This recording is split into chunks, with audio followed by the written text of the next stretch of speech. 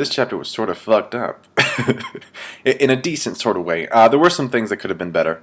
But, like, there were some parts in this chapter in which I thought I was gonna get mind fucked. The whole Juby lightning tornado deal, it kind of does its thing for a bit. It even looks like a nuke in one panel, and then it just calms down.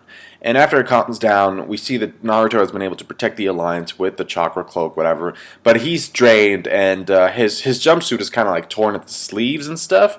But Madara, man, he has to be the most distracted, OP motherfucking shinobi there ever lived. Because, you know, he's about to get the Alliance or whatever, and he's like, yeah, something else has piqued my interest anyway. Like, what the fuck? Okay, this is kind of a thing that I've been noticing, and this is a problem that Kishi, you know, he's been able to deal with in this way, in that he builds up Madara. He says, like, you know, he has like this dialogue of, oh, you know, it's time to stop playing around by the end of one chapter, and then in the next chapter he's just like, yeah, you guys aren't really worth taking serious. I'm just gonna like stand here and drink my coffee. You know, he doesn't do shit, and he can't go ham, because if he were to go ham, he'd kill like 99% of the people in the Alliance. So that's a problem that Kishi has to deal with. But it's still kind of weird that it's just like, yeah, you know what? I'm thinking about something else. I know you're here in front of me, but fuck, I'm thinking about Hashi coming to town. And another thing that might have piqued his interest was the fact that, okay, we get like this really weird.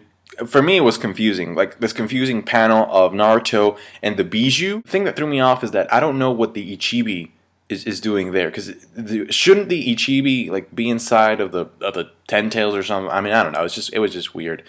And I don't remember Naruto having contact with the Ichibi when they were fighting.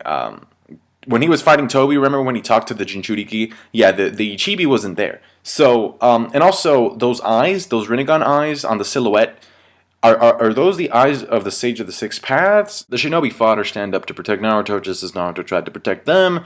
And because Kishi loves trolling the absolute shit out of the pairing wars, he draws a panel of Hinata right next to one of Sakura. Now, Sakura is healing Naruto, and Hinata's standing right in front of him. And I saw that, and I couldn't help but think, Hinata, isn't that kind of what got your cousin killed a while ago? Who's gonna jump in front of Hinata next? I'm gonna slap a bitch if it's Tenten. And the rest of the chapter just takes place in Cube World, and this is really the heart of the entire chapter. Kakashi can't bring himself to Raikiri Obito's ass, and there's a lot of talk about the whole Obito-Naruto resemblance there, and it's very interesting, but at the same time I'm thinking, you know, maybe I should start calling this series Speech Rudo. Like I said, there are a couple of moments in this conversation in which I thought I was gonna get mindfucked.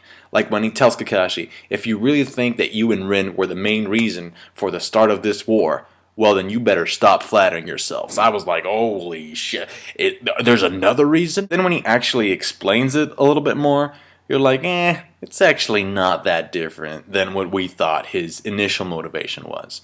Because basically, okay, he has a problem with the structure, right? The village structure, the people in place that impose this hierarchy onto other shinobi, right? And that just fuels the never-ending cycle of death and suffering and all that stuff. So even though his motivation isn't, like, we used to think that his main motivation was Rin, right? That's not true anymore. But what made him reflect on what he really hated was still the fact that he lost Rin. What I liked even more was the fact that in terms of Kakashi killing Rin, like, could we even say that Kakashi was the one who killed Rin? I mean, technically he killed Rin, but at the same time it's more like, well, Rin just happened to it's like she just walked in front of a car, pretty much. Because the Raikiri, there's no stopping. There was no way Kakashi was stopping that shit. What I liked even more about the whole Rin backstory thing was the fact that it made sense that Obito knew all this stuff, because at one point Toby was the Mizukage, so it's like, oh, like, nice planning, Kishi. Also, when Kakashi finally stabs Obito, and Obito begins turning into Rin, was I the only one who was going like, holy shit, is Toby really Rin? Like, all this time it was Rin under, like, the transformation jutsu or something, like, fuck, that would have been the plot twist of the decade, holy shit. No, but then it just turned out to be a genjutsu, but I like that, that was a really nice, once again, I almost got mindfucked. He says a couple of things that I found confusing. First of all, he says, okay, Kakashi, in my eyes, you're an imposter because you failed to protect Rin. So you're an imposter. Also, Rin is also an imposter because she died, and she was never meant to leave this world. I'm like, what the fuck? Okay, so she died when she was 12 or whatever, right? you do realize that eventually she would have had to die. I mean, death is a part of life. I mean, she might have had died when she was 85, but eventually she was going to die. So what does that mean? Does that mean that he actually considers real people to be an illusion, and that the illusion, the Moon's Eye plan, that's going to give way to the real people? Like, I mean, see, this is how fucking crazy this guy is. When I saw Kakashi go, you just stab him in the heart, you know. Well, okay, first of all, we don't know what this is. Like, this could be a genjutsu. I mean, he has like this huge hole in the section of his body where the heart should be, and he's still talking. So, I mean, whether or not he's dead, that's beyond me. I don't know at this point. But what is important is that, I mean, if you think about the world the way Obito thinks about it, it's like, okay, he thinks the real world is a load of bullshit, right? Now, just imagine yourself, if you wake up every day thinking that the world is a load of bullshit, well then fuck, I would have killed myself a long time ago. So if he is dead, it kind of makes sense why he didn't put up a fight to begin with. The last words of the chapter, they're ambiguous as fuck. They're like, okay, Kakashi, don't blame yourself for me. Don't blame yourself for this. You gotta let that guilt go, which is something that a friend would say, right? But then he says, it's actually this world's fault. So you're like, well, shit, you know.